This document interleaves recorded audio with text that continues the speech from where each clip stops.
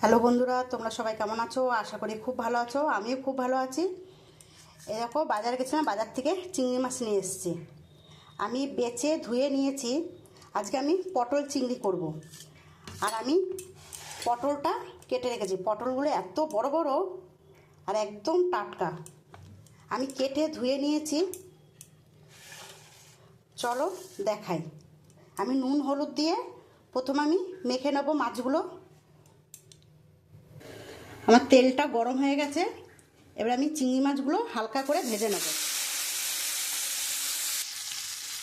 আমার মাছগুলো ভাজা হয়ে গেছে। চিংড়ি মাছটা এবার আমি তুলে দেব।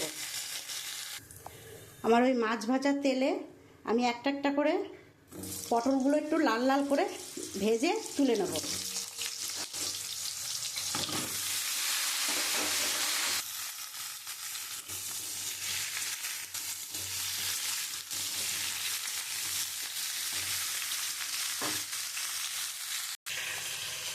আমার এখানে 4টে কাঁচা লঙ্কা, আদা রসুন, এই আদা রসুনটা আমি একটু পেস্ট করে নেব।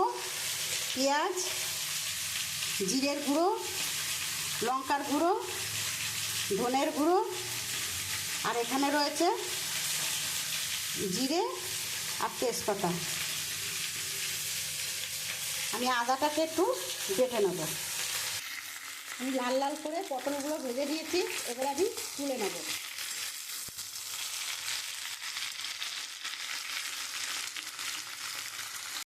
আমি পটল ভাজার তেলের মধ্যে জিরা তেজপাতা ফোড়ন দিয়ে দিচ্ছি। আমি টুকরো করা আলুগুলো দিয়ে দেবো।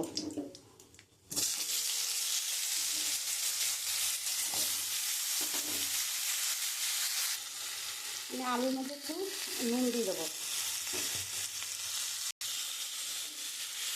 আমি হলুদ দিয়ে দেবো। আমি লঙ্কার গুঁড়ো দিয়ে দেবো। আমি জিরের গুঁড়ো দিয়ে দেবো। আমি একটু ধনের গুঁড়ো দিয়ে দেবো। আমি পেঁয়াজ, আদা রসুন পেস্ট করেছি, আমি ওইটা দিয়ে দেবো। দিয়ে আমি মশলা দিয়ে এবার খুব ভালো করে কষিয়ে নেব। আমি এর মধ্যে 4টে কাঁচা লঙ্কা দিয়ে দিচ্ছি। মশলাটা খুব ভালো করে কষিয়ে নিয়েছি। এবার আমি পটলগুলো দিয়ে দেবো।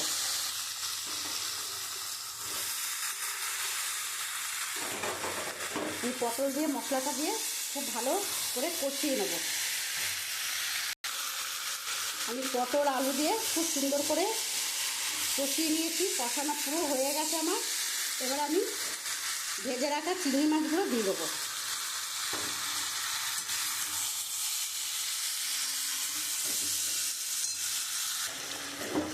দেখো বন্ধুরা, আমার কষানো হয়ে গেছে। এবার আমি জল দিয়ে দেবো, যেহেতু আমি পটল আলুটা ভালো করে কষিয়ে নিয়েছি।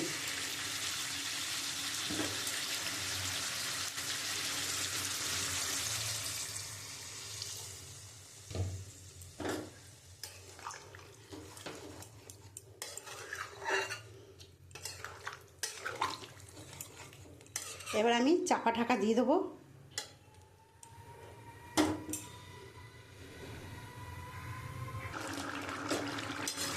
দেখো বন্ধুরা, আমার হয়ে এসছে। আমি এবারে নামিয়ে দেবো। আলুটাও সুন্দর গলেছে। আমি এর মধ্যে একটুখানি গরম মশলা দিয়ে দেবো। আমার পটল চিংড়ি হয়ে এসছে, আর একটু হবে।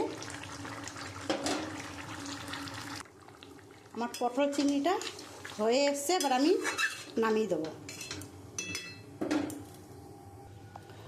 বন্ধুরা, আমার পটল চিংড়ি হয়ে গেছে। আমার এই পটল চিংড়িটা কেমন লাগলো তোমরা কমেন্ট করে বলবে। আর আমি কিভাবে করলাম, এইভাবে করে একবার খাও, খুব ভালো লাগবে। আর আমার এই পটল চিংড়িটা যদি ভালো লাগে তাহলে একটা লাইক কমেন্ট শেয়ার করে দিও।